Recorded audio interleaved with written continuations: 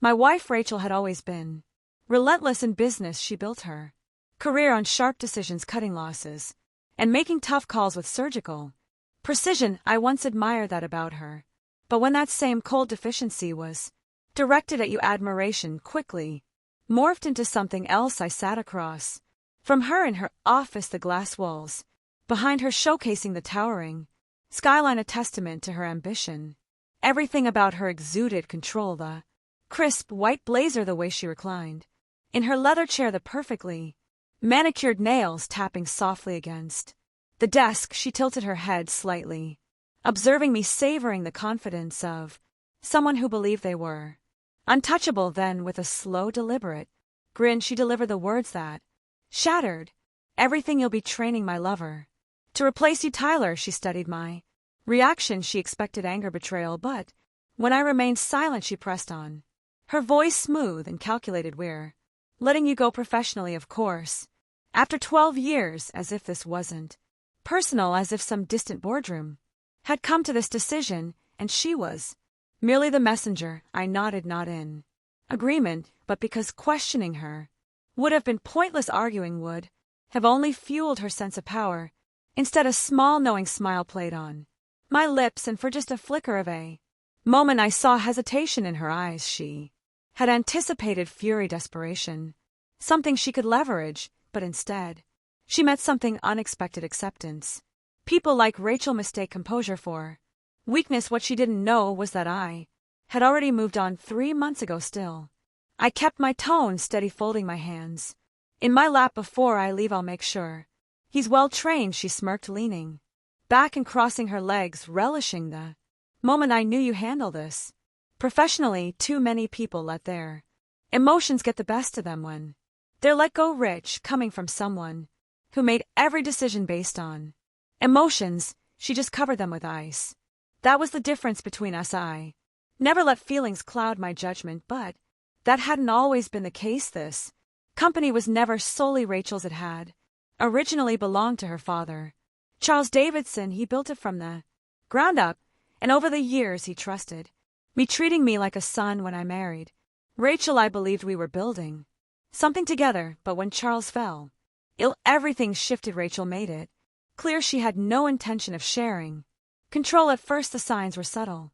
Meetings where my input was disregarded, decisions made without involving me. She couldn't fire me outright. I had too much credibility, too much respect from the people who truly ran this company, so she gradually sidelined me, reducing my role bit by bit until she finally found the nerve to push me out completely. And then there was her new lover. He probably thought he had won something, convinced that Rachel choosing him over me meant more than it did. I could picture him now, texting his friends, bragging about how easy it was to take my position. Poor fool. I stood up slowly, adjusting my cuffs, already anticipating the HR paperwork that would likely arrive by the end of the day. The scent of her familiar, expensive perfume lingered between us. She was relishing this moment.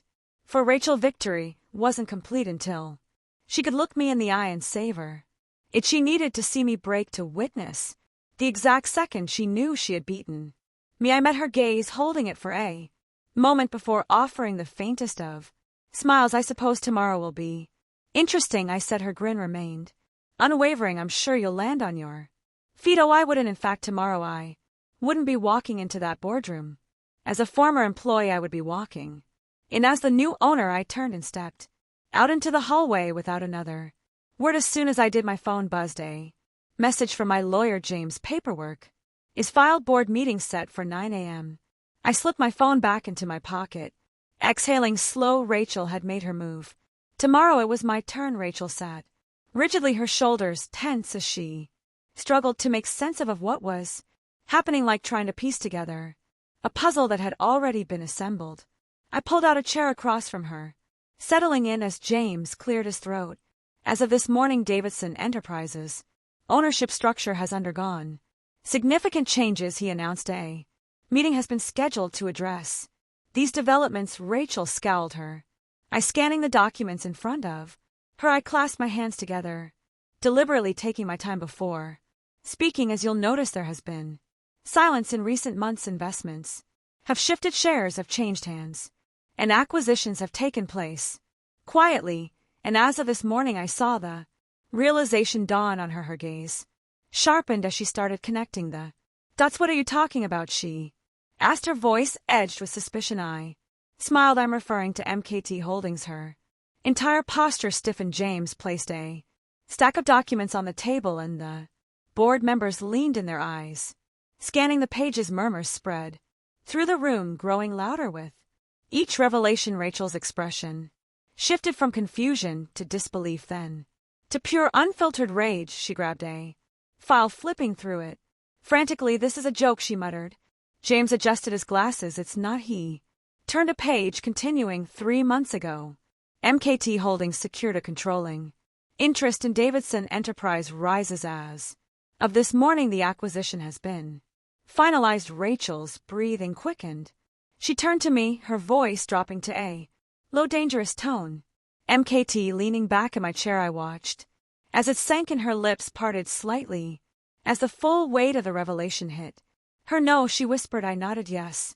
Silence filled the room. The board members exchanged glances, some barely hiding their satisfaction. They had witnessed Rachel drive this company into the ground, powerless to intervene. Now they watched her finally face the consequences. Her voice rose. This isn't legal. You don't have the resources for this. You couldn't afford it. James calmly opened another document. Actually, he said smoothly, every transaction was conducted legally and transparently. The SEC has already been notified. Rachel's hands clenched at her sides. Rachel's hands clenched into fists. You conniving little.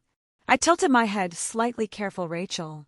She turned toward the board, desperation flickering in her eyes. You can't let this happen. A long silence followed before Janet Shun, one of the senior board members, finally spoke. No, Rachel.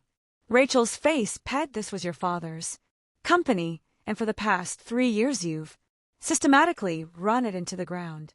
The other board members nodded in agreement. Janet continued. I move to vote on new leadership. I second that. Another member added. Motion carried, said another. Rachel's gaze darted around the room, searching for support. There was none. She had alienated everyone who could have helped her, burned every bridge. Now she stood alone. The vote is simple, I stated.